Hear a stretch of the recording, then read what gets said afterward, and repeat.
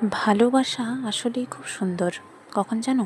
যখন তোমার জীবনে আসা মানুষটা সঠিক হয়, সৎ হয়, ভালো হয়। মানে তার চরিত্র ভালো হয়, সেটাই বলছি আর কি।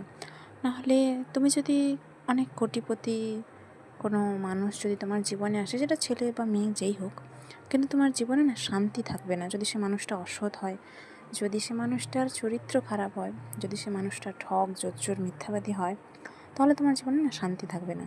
এই যে আজকের এই যে গিফটটা আনবক্স করছি, এটা আনবক্সিং করতে গিয়ে এই ভিডিওটা দেখলে হয়তো তোমাদের হাসি পেতে পারে। যাই হোক, এটা লং ভিডিও আমি আপলোড করে দিয়েছি, চাইলে সেটাও তোমরা দেখে নিতে পারো। আমি এটার সাথে অ্যাটাচ করে দেবো। তো মেন কথা এবার ফিরে আসে। আমি জানতাম যে আবার একটা কোনো চকলেটের প্যাকেট পাঠাবে, আমাকে বলেছিল অনেক আগে। কী চকলেট কী সেটা আমি জানি না। এবার আজকে যে আসবে সেটাও জানতাম না, আমাকে আগে থেকে কখনোই বলে না।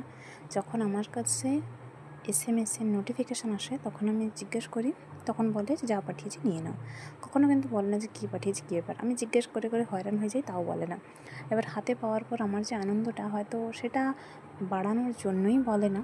যাই হোক, তো মেন কথা হচ্ছে এটাই যে এই মানুষটার সাথে আমার মাত্র কয়েকটা মাসের পরিচয়, কিন্তু তাও মানুষটা সবসময় আমাকে হ্যাপি করার জন্য চেষ্টা করে, জানো তো।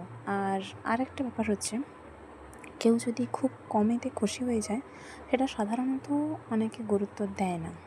ভাবে যে এ তো এরকম সাধারণ সামান্য একটা জিনিসে খুশি হয়ে যায়, একে আর খুশি করার কী দরকার, এরকম একটা মনোভাব নিয়ে চলে। কিন্তু এই মানুষটা কিন্তু সেটা করে না, যতটুকু পারে সবসময় চেষ্টা করে আমাকে মনটা ভালো করে দেওয়ার। আর এমনিতেও জানে যে আমি অসুস্থ, বাড়তি চাপ নিলে বা অতিরিক্ত রেগে গেলে সেটা আমার উপরই ব্যাড ইফেক্ট পড়বে।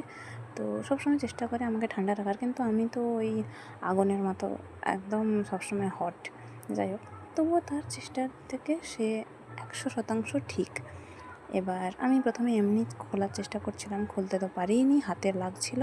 তারপর অগত্যা এই যে মার কথা মতো ছুরি নিয়ে এলাম, কাঁচি নিয়ে এলেও হতো। যাই হোক, তো প্যাকেটটা বের করার পর আমার মুখের হাসিটা জাস্ট দেখো, একদম কি বলবো আর কি, 1000 ভোল্টের হাসি। যাই হোক, চলো টাটা এখনকার মতো, ভালো থেকো সবাই।